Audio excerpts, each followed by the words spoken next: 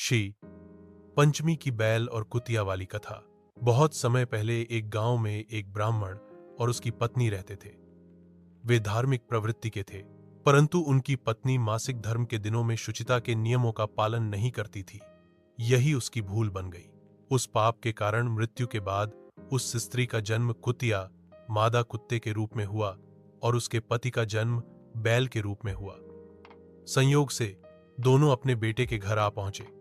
बेटा तो मनुष्य रूप में था, पर माता पिता जानवरों का जीवन जी रहे थे।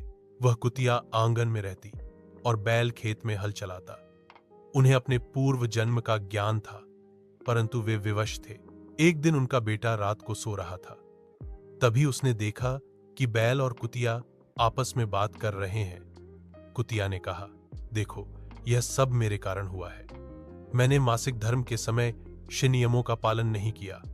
उसी पाप के कारण मैं कुतिया बनी और तुम बैल बने। अब यह दुख भोगना पड़ रहा है। बैल बोला, हाँ, अब इस पाप से मुक्ति तभी मिलेगी जब कोई हमारी ओर से श्रद्धापूर्वक शिव पंचमी व्रत करेगा। बेटे ने यह सब सुन लिया। सुबह होते ही उसने मां बाप, जो बैल और कुतिया बने थे, के उद्धार के लिए विधिपूर्वक शिव पंचमी व्रत किया। व्रत का प्रभाव ऐसा हुआ कि उसके माता पिता को पाप मुक्ति मिली और अगले जन्म में वे फिर से मनुष्य योनि में जन्म लेकर सुखपूर्वक जीवन बिताने लगे।